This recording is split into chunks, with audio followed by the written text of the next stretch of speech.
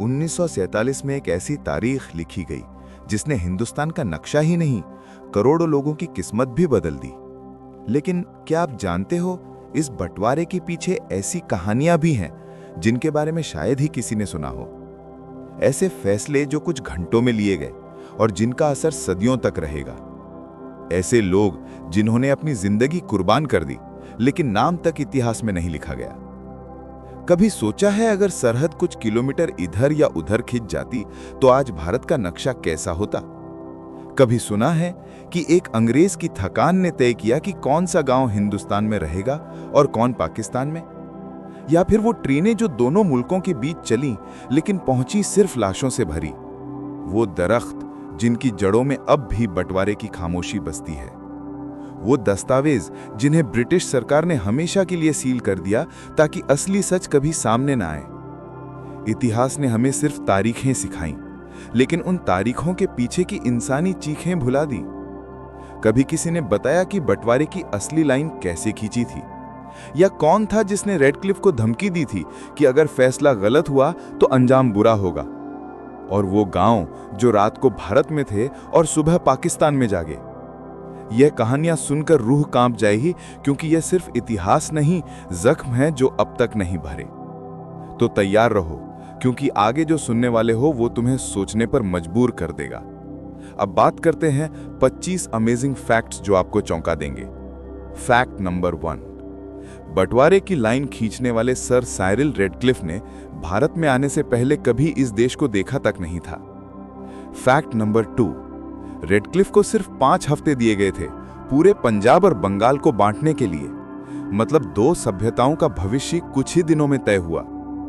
Fact number 3, वो दिन जब इंडिया और पाकिस्तान के नक्शे घोषित हुए, उसी दिन रेडक्लिफ इंग्लैंड के लिए रवाना हो गया, क्योंकि उसे डर था कि लोग उसे मार देंगे। फैक्ट नंबर 4, रेडक्लिफ की पेंसिल ड्राइंग के कुछ ओरिजिनल नक्शे आज तक लंदन में सील्ड हैं, कभी जनता के सामने नहीं लाए गए।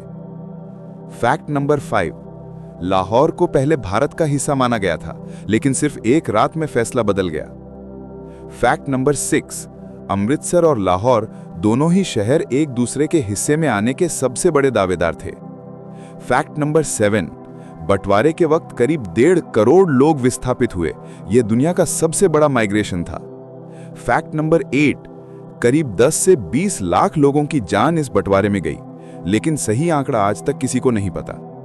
फैक्ट नंबर 9, कई गांव ऐसे थे जहां लोगों ने अपनी जमीन नहीं छोड़ी, लेकिन रात में सीमा खिंच गई, सुबह वो किसी और देश के नागरिक बन गए।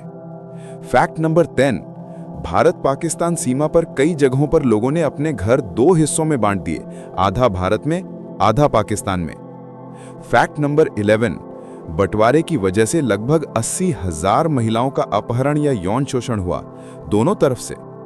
फैक्ट नंबर 12, दोनों देशों की सरकारों ने बाद में मिलकर एक महिला पुनर्वास मिशन चलाया, लेकिन कई औरतें लौटना नहीं चाहती थी। फैक्ट नंबर 13, भारत में सबसे पहले जो ट्रेन पाकिस्तान से आई वो पूरी की पूरी लाशों से भरी थी। फैक्ट नंबर 14, वो ट्रेनें ब्लैक ट्रेन के नाम से जानी गईं, जिनके धुएं में मौत की बदबू बस गई थी। फैक्ट नंबर 15, लॉर्ड माउंटबेटन चाहते थे कि बंटवारा 1948 में हो, लेकिन हालात बिगड़ते देख उसे 1 साल पहले कर दिया गया। फैक्ट नंबर 16, रेडक्लिफ ने खुद बाद में कहा कि अगर मुझे पता होता कि इतने लोग मरेंगे तो मैं वो लाइन कभी नहीं खींचता। फैक्ट नंबर 17, भारत में आज भी कुछ गांव हैं जहां लोग हर साल बंटवारा दिवस मनाते हैं अपने खोए रिश्तेदारों की याद में। फैक्ट नंबर 18, पंजाब की कई नहरें और जल स्रोत अचानक 2 हिस्सों में बंट गए, जिससे दोनों तरफ पानी की किल्लत शुरू हुई। फैक्ट नंबर 19, बंटवारे से पहले पंजाब में करीब 60% आबादी मिली-जुली थी, हिंदू, मुस्लिम और सिख साथ रहते थे। फैक्ट नंबर 20, कई लोगों ने अपने बच्चों का नाम आजादी या अमन रखा, उम्मीद थी कि शायद अब खून खराबा खत्म होगा।